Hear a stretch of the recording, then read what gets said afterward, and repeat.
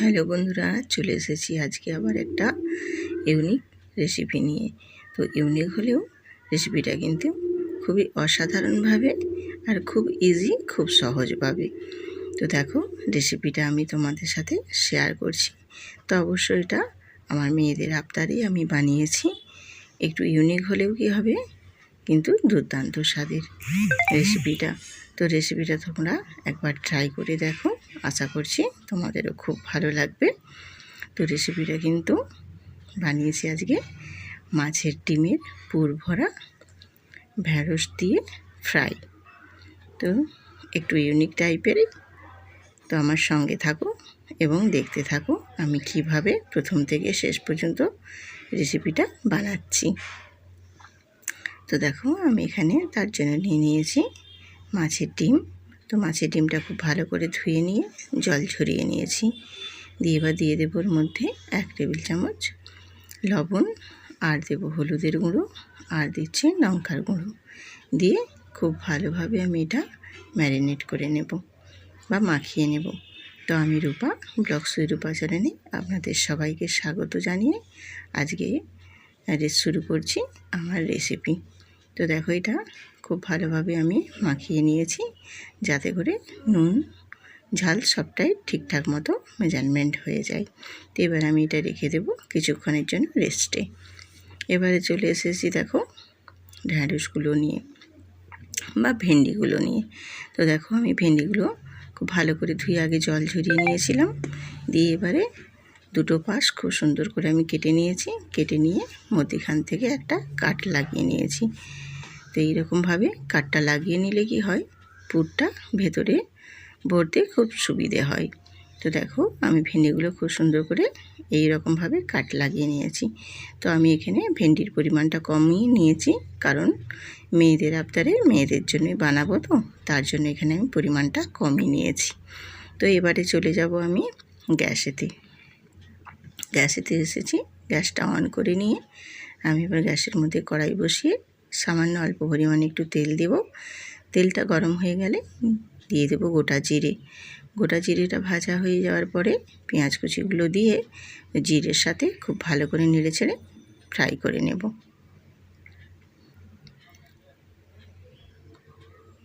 তো নাড়াচাড়া করে দেখো, পেঁয়াজটা আমি একটু ভাজা ভাজা করে নিয়েছি।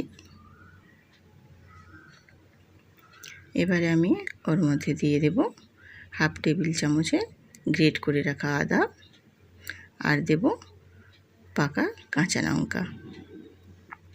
দিয়ে আবারও আমি নেড়ে চেড়ে একটু ভেজে নেব।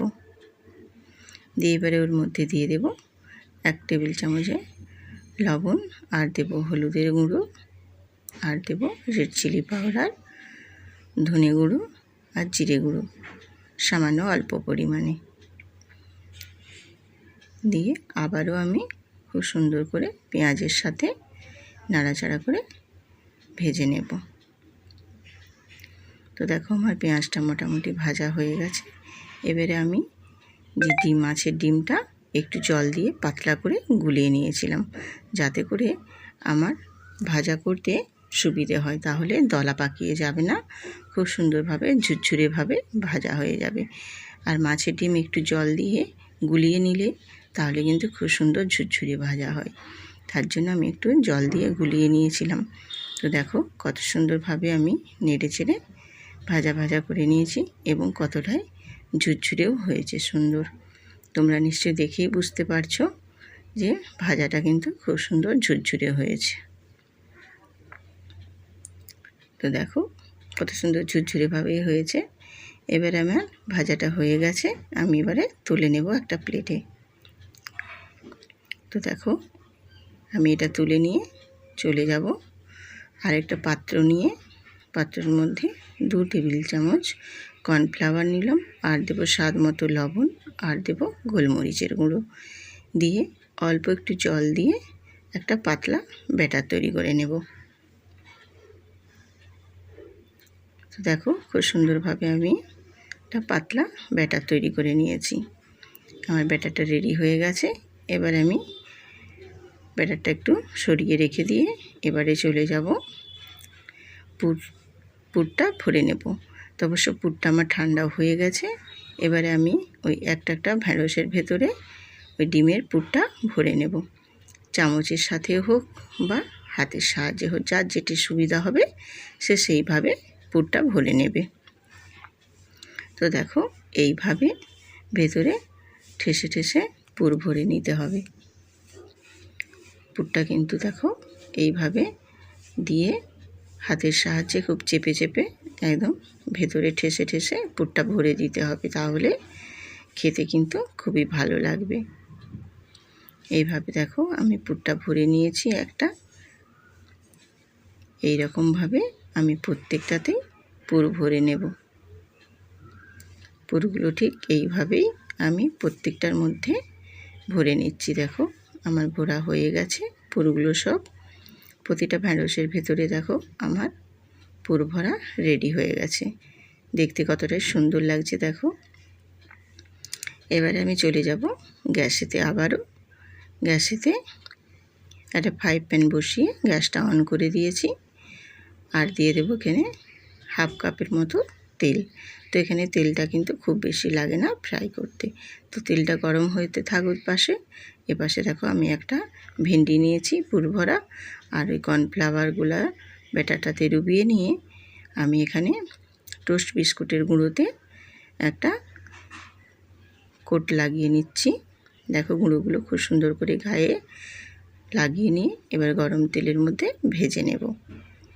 এইভাবে আমি প্রত্যেকটাই দেখো কর্নফ্লাওয়ারের গোলা জলে এইভাবে ব্যাটারটা লাগিয়ে নিয়ে আবার বিস্কুটের গুঁড়োতে একটা কোট করে নিচ্ছি। বিস্কুটের গুঁড়োগুলো নিয়ে খুব সুন্দর করে গায়ে লাগিয়ে নিয়ে একটা পাতলা কোট করে নিয়ে আবারও আমি তেলের মধ্যে ভেজে নেব। এইভাবে আমি দেখো প্রত্যেকটাই খুব সুন্দর করে ভেজে নিচ্ছি।